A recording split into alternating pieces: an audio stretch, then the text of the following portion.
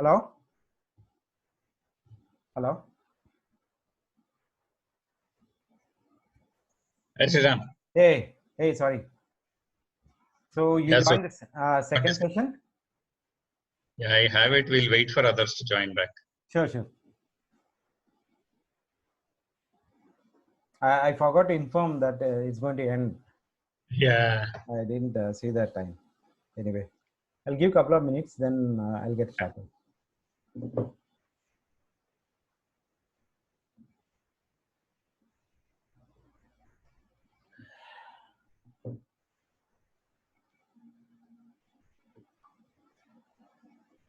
Somebody is calling me.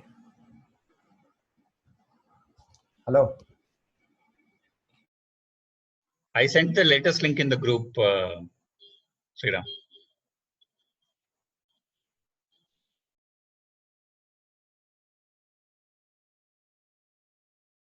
Can you share that list in our group? I did it already. You did it? Okay, sorry. Because somebody called me saying that they wanted the list. Okay. Yeah. The problem is the chat also closes, right? Yeah. Oh, okay. I thought they'll keep that. No, chat will close. As soon as your session ends, the chat closes. Okay. Why? Okay. This actually I forgot to. What is that? Yeah, but once in a while, the session automatically extends. Yeah, And I was sometimes thinking. Yeah, I was thinking that. I also thought I'll close that. Anyway, this only for 10-15 minutes. After that, probably question and answers. Probably I'll take that. In 10-15 minutes, it will be over. Okay. We'll wait for others to join back. Yeah. I think some people are joining. I don't know whether I enabled. Okay. Let's see. Bro, usually you can use the same meeting to rejoin actually. No need to create other meeting. No. It actually is not allowed. Actually, before it used to use that, but now it is not allowed. Oh, is it? I tried it today, so it Yeah, worked. sometimes when let's say that if it is not in peak hours, right, it usually enables you to extend the second session. So sometimes in peak times it will not allow. It happened. I mean, couple of times I expected it will go forward, but I think somehow it missed this time. Okay. Okay. Anyway, yeah. Okay, fine. Some people are waiting. Okay, 5 participants. Any chance you got a chance to check on Google Meet, bro? I actually checked with a couple of guys. Maybe next session. I mean, some people were saying some issues might be there, so that is the reason. Okay. And also, yeah, I think some other ways we need to find out. Yes. Next sessions, yeah. Kishore, any other session alternatives which we can use it? You have any idea? I used it for a session, bro, but Google Meet we can we use. had around 2.5 hours. We did not had any interruption, to be frank. Okay. Only somebody said muting and unmuting is a big problem, or else it is fine. Okay. Anyway, this is only for another 10 minutes. After that, anything is there, we can discuss further. Okay. I think 10 participants in the meeting. Okay, 3 are waiting. Why waiting? Okay.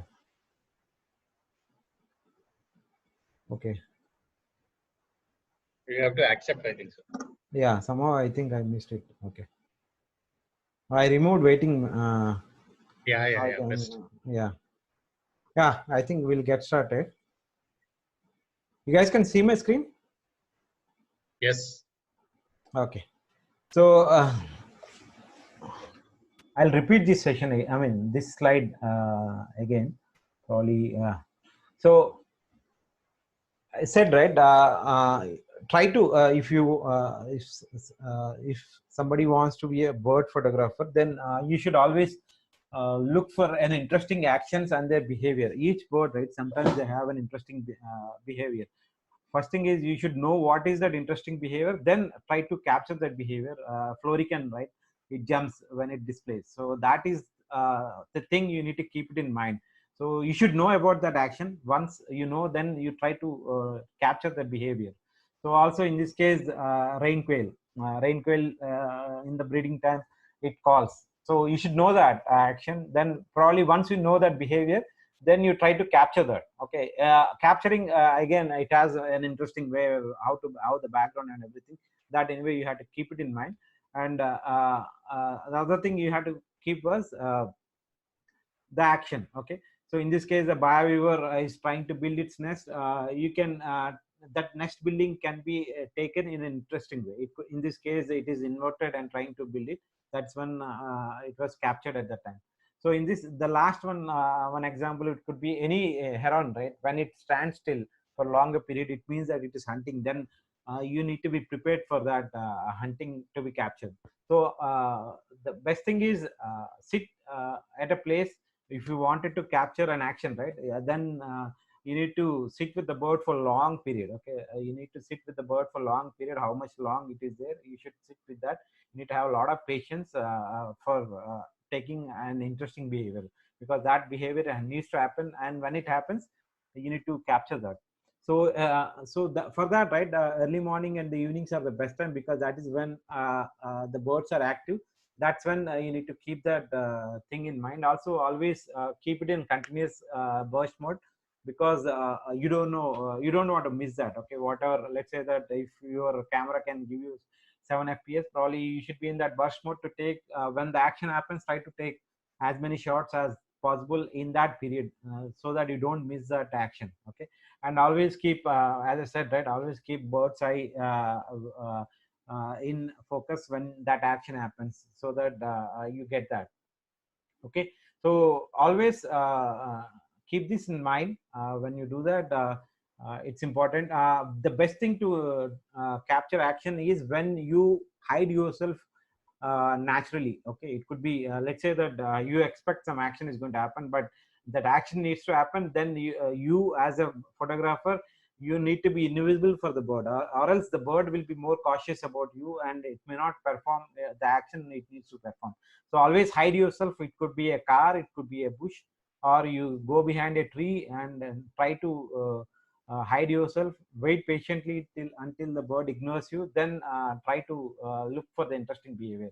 Okay, and visit the same place again and again. You may fail, and on day one, let's say rain quail, you wanted to photograph, maybe on that day you didn't get a clean background. Probably you need to go to the same place again and again to get that action, what to get that behavior in this case. Okay, so you need to and you need to do a lot of research on birds and their behavior to understand that, and try to get that behavior in your frame.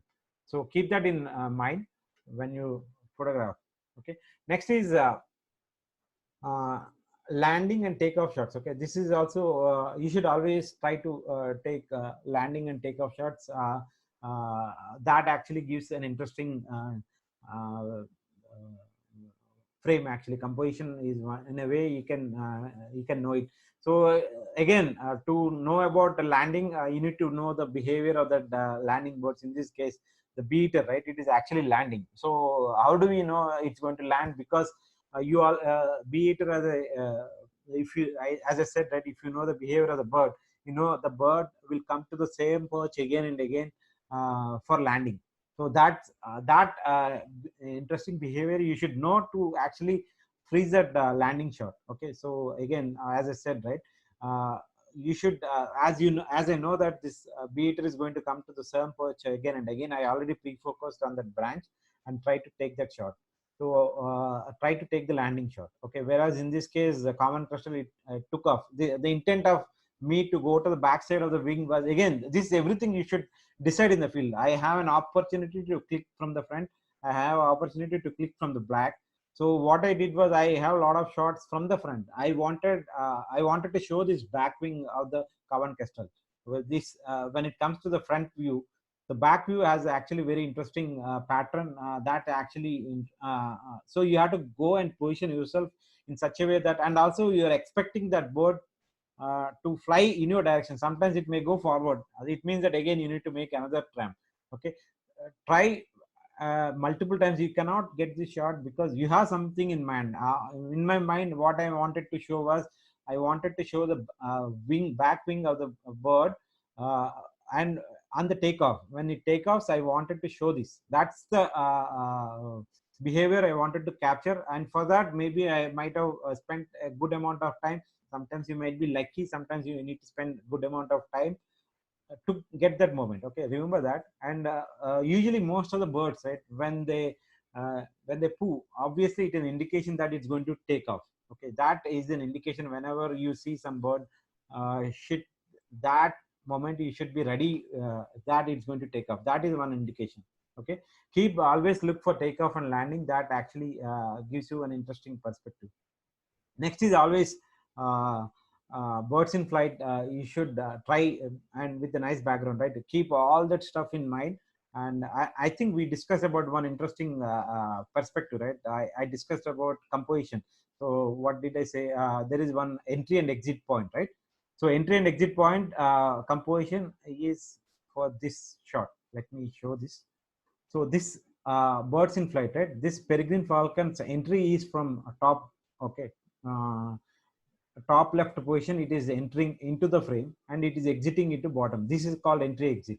Okay, so this is also one kind of composition where I try to crop it in such a way that it shows that composition. Okay, keep that in mind. Okay, birds in flight, always again, maybe when you have a better camera, probably you may have to work less hard for taking the birds in flight, whereas if you have a camera which has less capabilities, probably you need to work hard to get birds in flight. But you can still, as I said, that once you master your camera, you know what needs to be done to get birds in flight. Keep birds in flight as also one way to get interesting positions. Next, always the background matters, man. Always look for a nice clean background or an interesting background. It doesn't matter, it has to be clean. Sometimes the background could be a lot of flowers. Okay, that also is important. Always keep an eye on the background. What is my background before you take a shot? As a bird, if you are saying that you wanted to take a good bird photograph, then probably you should look for what is the background. If the background is not good, then probably you don't have to click. Okay, you just need to go forward, or you need to go backward, you need to go left or right to get a clean background. Okay, then only you try to click. Okay, always look for background, because most of the time I made this mistake. I might have been with a bird for longer period, I didn't bother about background. I might have clicked nice clean shots, sharp shots of that image, but when I come home, when I see that, oh man, I should have moved left or right. That kind of things you should keep it in mind now. Okay, those mistakes I made, don't you guys don't make that mistake again. Okay. Next is the practice. Okay, nothing else. Okay, so if you want to get some shots right, you need to keep practicing. There is nothing. Once you practice a lot, probably you can make some wonderful shots. In this case, this Burnley Seagull. So most of the time, this is a single image, but there is always in this case there is a tree in front.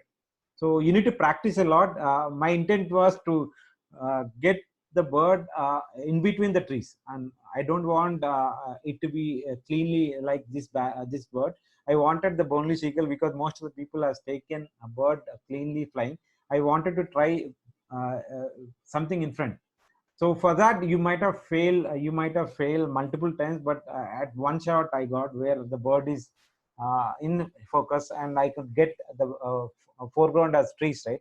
It is defocus. That's one thing you need to do and practice. Even this shot, right? Unless you spend good amount of time in the field, you will not get this stuff. And also you need to have some frame in mind. In this case, the owlet, right? It's flaming towards us. So you might have failed multiple times, but sometimes one shot will make your day happy. So keep practicing, guys. Okay. Any questions for me, guys? I'm done with my session.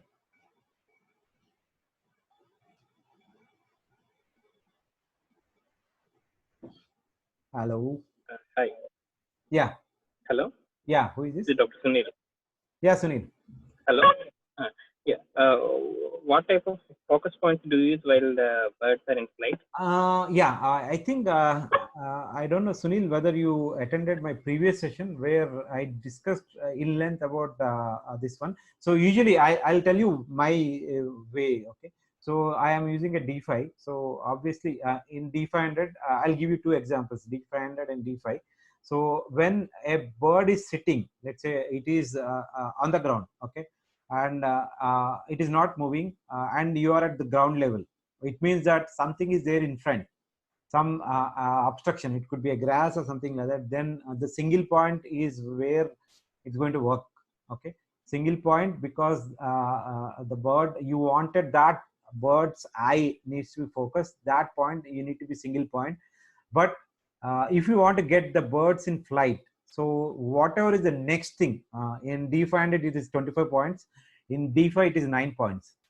That's where you need to go. You cannot use more than this. Sometimes it may not be accurate, but always go for next better points. In this case, in D5 it is 9 points, in D500 it is 25 points. So how do we change that in the field? That's what my previous session was dedicated in length. How do I change? Let's say that the bird is sitting, immediately it picks up, right? It goes and flies. So you cannot change that in the field. So that is when you should have shortcuts for your camera, Sunil. So let's say that in D500 I have a joystick and I have a function keys. Okay, AF on button. AF on is for single point, whereas the joystick is for 25 points. Okay, so you need to customize, Sunil, in such a way that you should, with the click of a button, you should be able to switch between points. Okay, one mode to another mode, Sunil. That's when this is why I said the first point about what I said, right? A good understanding of your gear. That is where this comes into mind. You should keep all the shortcuts. What is required? Probably Sunil, ping me after this. I'll share my first recording, whatever I did, birds in flight and everything. Right? I have that recording. Probably I'll share it with you. Just ping me. Thank you. Okay. And another question. Hello. Yeah. Yeah, Sunil. For Nikon users, there is an option called AF with focus tracking lock on. Yeah. Is that also covered in the last topic? Yeah, that is also covered. Everything, I mean, focusing is all covered in that topic. There are two sessions happened, Sunil. Okay. So okay, one is everything about focusing is there. Yeah, it's in length. It's almost like 1.5 hours, 2 hours. I don't remember the time. It's more than 2 hours. Okay, thank you. Thank you. Okay. Any other questions, guys? You can discuss anything about this, whatever is there, or if you have some problem in the field, right? Probably that also we can try to answer. Yeah, Sriram, good evening. This is Veera. Yeah, Veera, go ahead. Yeah. So the other day you were mentioning about aperture mode. Normally we use manual mode. Okay. What do you prefer when we are birding? Any mode is fine. Whatever is comfortable, Veera. I use aperture priority mode, and also I use manual mode. Okay, so it depends on situation. What I am situated. I'll give you one example. See, Veera, there are so many modes which are given. So every mode has its advantage. Aperture priority modes I use shutter priority mode, and also I use manual mode. Most of the time, 80% of the time, I use aperture priority mode. 10% maybe I use manual mode, and 5% maybe a shutter priority mode. Shutter priority when it comes when you wanted to have a creative shots, let's say the panning shots and everything, right? Then that's when you need to go for shutter priority mode. Okay, because that's when you wanted to panning shot. Okay, manual mode, when you know this, your scene will not change. Okay, I'll give you one example, Veera. Let's say a boneless eagle, you know, right? When it is flying, those that scene will not change. Okay, that background will not change. In that case, I am pretty sure this is the shutter I want, this is the aperture I want, and I'm fixing that. That is when I go for manual mode. Okay, but whereas my background keeps changing, I am not sure. Let's say a bird will be flying from dark background to light background or something like that. Then most of the time it happens, Veera. So sometimes the bird will be sitting, suddenly it starts flying. So I'm not sure the background will change from dark to light or light to dark. It keeps changing. Okay. So I don't want to make the mistake. Then I'll go for aperture priority mode most of the time, and I fix that. But if you are sure about your background and everything, probably manual mode works also fine, Veera. But you can use all the modes. You should be familiar. Veera. You should keep changing that. Thank you. Got it. Any other questions? I hope this session is useful. Yeah, bro, very much. Absolutely. That's a good session. Okay. Probably next session, right? I'll concentrate on composition is actually one topic which I wanted to. I think I told you before when I took a couple of sessions. I told next session is on the composition, but only thing is I felt somebody needs to be. I have a nice friend who has taken almost like 3 hours of session on composition. Okay, so probably I'll request him to take that session. He is from Bangladesh actually, so he's a very good when it comes to composition. He has a lot of other material to share actually, which I attended long back. So probably I'll request him to take once that is finalized. Probably I'll inform you guys. Composition is a very nice topic, guys. Okay, so there is no fixed rules when you try to compose, right? There are many other things you need to keep it in mind. Whether sometimes what happens, let's say that in this case, right, this looks like a podium. That's when is one kind of a you're trying to relate, whereas this kind where you're trying to relate with a heart. Let's say two all sitting with each other, right? It becomes a locket. Okay, two hearts side by side. That becomes an interesting composition. So and also let's say that it could be a moon with an owl. Okay, that's you should have that things in mind and try to compose that in such a way that you get an interesting stuff. So probably that session will be interesting. Probably next session will be on composition for sure, as soon as possible. Any other questions, guys? So composition and light, these two things you keep it in mind. Try to improve because I'm saying right from our group, it's probably this is where we can, as a group, we can improve and try to be better bird photographers. Lighting also, guys, keep that in mind also. These things actually matters a lot. No more questions? Can I end this session? I think so. Yeah, if at all anything is there, please ping me, guys. Okay, and anything, just ping me. Sunil, you can ping me. I'll share those videos with you. Okay, thank you everyone. Okay, thank sir. Thank you, guys sir. for No, attending. thank you. this Thank session. you. Thank you. Thank you. Bye. Thank you.